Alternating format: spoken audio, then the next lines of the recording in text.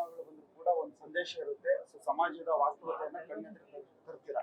So ಎಲ್ಲ ಒಂದ್ ಕಡೆ ಸರ್ಕಾರದ ಗಮನ ಸೆಳೆಯಲಿಕ್ಕೂ ಪ್ರಯತ್ನ ಪಡ್ತಾರೆ, ಅಂದ್ರೆ ಸರಿ ಮಾಡಿ ವಾಸ್ತವ ಹಿಂಗಿದೆ ಅಂತ ಹೇಳಿ. ಆದ್ರೆ ಎಲ್ಲ ಒಂದ್ ಕಡೆ ನಿಮ್ಮನ್ನೇ ತಪ್ಪು ಅನ್ನೋ ರೀತಿಯಲ್ಲಿ ನೋಡ್ತಾರೆ. ಸರ್, ಯಾರನ್ನೂ ಸರಿ ಅನ್ನಲ್ಲ, ಇಲ್ಲಿ ಎಲ್ಲರನ್ನೂ ತಪ್ಪು ಅಂತಾನೆ ಅನ್ನೋದು. ಸೊ ಹಂಗಾಗಿ ನಾವು ಸರಿಗಿದ್ರೆ ಸಾಕು. ಯಾರನ್ನೂ ಮೆಚ್ಚಕ್ ನಾವ್ಯಾಕೆ, ನಾನು ಸರಿ ಇದೀನ ಅಂತ ಯಾಕೆ ಹೇಳ್ಬೇಕು? ಬೇಕಾಗೇ ಇಲ್ಲ. ನಾನು ಹೆಂಗಿದ್ದೀನೋ ಹಂಗಿರ್ಲೇಬೇಕು. ಸರ್, ಈಗ ಕತ್ತಲ ಲೋಕದಲ್ಲಿ ಅನುಭವಿಸಿದಂತಹ ವ್ಯಕ್ತಿತ್ವ ಏನಿದೆ ಅದು ಆಫ್ಟರ್ ಸಿನಿಮಾ ನಿಜ ವ್ಯಕ್ತಿತ್ವ ಹೊರಗಡೆ ತರ್ತೀರಾ ನೀವು, ಅವ್ರನ್ನ ಸ್ಟೇಜ್ ಮೇಲೆ ತರುವಂತ ಅದೊಂದು ಬೇಡ ಅನ್ಸುತ್ತೆ. ಅದೊಂದು ಬೇಡ, ಅವ್ರನ್ನ ತರೋದು ಬೇಡ, ಮತ್ತೆ ಅವ್ರ ಬಗ್ಗೆ ಹೇಳೋದು ಬೇಡ.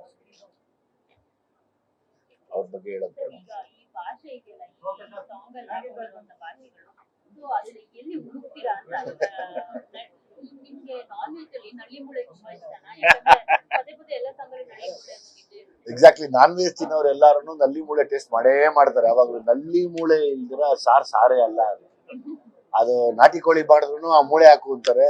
ಕಬಾಬ್ ಮಾಡಿದ್ರು ವಿತ್ ಬೋನ ಬೋನ್ಲೆಸ್ ಅಂತ ಕೇಳಿದ್ರೆ ವಿತ್ ಬೋನೆ ಕೊಡಪ್ಪ ಅಂತಾರೆ. ಸೊ ಹಾಗೆ ನಲ್ಲಿ ಮೂಳೆನೂ ಅಷ್ಟೇನೆ, ಅದೊಂದು ಶುದ್ಧ ನಲ್ಲಿ ಮೂಳೆ ಎಳೆದಾಗ್ಲೇ ಅದು ಆನಂದ. ಅದು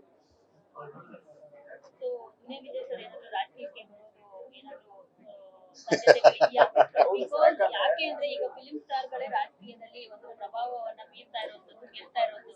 ಸೊ ದುನಿಯಾ ವಿಜಯ್ ಸರ್ ಯಾವಾಗಾದ್ರೂ ಬಂದ್ಬಿಟ್ಟು ಚಾನ್ಸಸ್ ಇದೆಯಾ? ಸೋಷಿಯಲ್ ಮೀಡಿಯಾದಲ್ಲಿ ಇದೆ ಹರಿದಾಡ್ತಿದೆ. ಯಾಕಂದ್ರೆ ತಮಿಳುನಾಡಲ್ಲಿ ದಿಗ್ವಿಜಯ ಸಾಧಿಸಿದ್ರೆ, ಖುಷಿ ಇದೆ.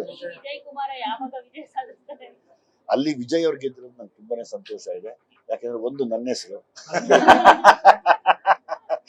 ಸೊ ನನ್ನ ಹೆಸರೇ ಆಗಿರೋದ್ರಿಂದ ಅದೊಂದು ಎಲ್ಲಾ ಕಡೆ ಖುಷಿ. ತಮಿಳಲ್ಲಿ ಒಬ್ರು ವಿಜಯ್, ಕನ್ನಡದಲ್ಲಿ ಒಬ್ರು ವಿಜಯ್ ಅಂತ.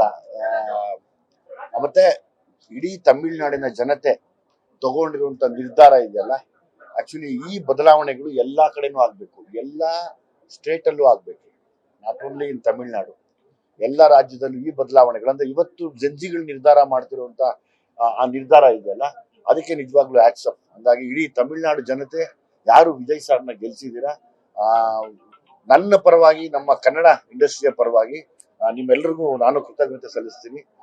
ವಿಜಯ್ ಸರ್ನ ಗೆಲ್ಸಿದಕ್ಕೆ ನನಗೂ ತುಂಬಾ ಮನಸಾರೆ ಖುಷಿ.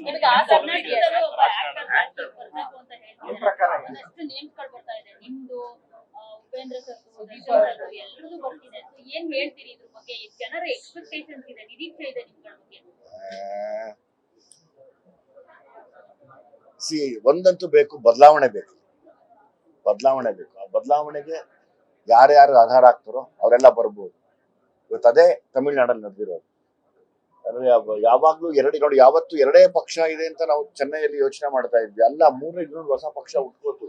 ಈ ಬದಲಾವಣೆಗೆ ಜಂಜಿಗಳು ತುಂಬಾ ಕಾರಣಕರ್ತರಾಗ್ತಾರೆ. ಅಂದ್ರೆ ಇವತ್ತು ನಮ್ಮಲ್ಲೂ ಆಗ್ಬೋದು, 2 ಪಕ್ಷ ಇದೆ ಅಂತ ಇಟ್ಕೋಣ, 2-3 ಪಕ್ಷ ಆದ್ರೆ ಒಂದು ಜಂಜಿಗಳು ತುಂಬಾ ಅಬ್ಸರ್ವ್ ಮಾಡ್ತಾ ಇದ್ದಾರೆ. ಅವ್ರು ಮನ್ಸು ಮಾಡಿದ್ರೆ ಒಂದು ರೆವಲ್ಯೂಷನ್ ಮಾಡ್ತಾರೆ. ಒಂದು ಬದಲಾವಣೆ ಅಂತೂ ಬೇಕು ಎಲ್ಲಾ ಕಡೆ. ಅಲ್ಲ, ನನ್ನ ಆಸಕ್ತಿ ಬಗ್ಗೆ ಬದಲಾವಣೆ ಬೇಕು ಅಂತ ನಾನು ಕೇಳ್ತಾ ಇದ್ದೀನಿ. ಟೈಮ್ ಬರ್ಲಿ ಹೇಳ್ತೀನಿ. ಟೈಮ್ ಬರ್ಲಿ.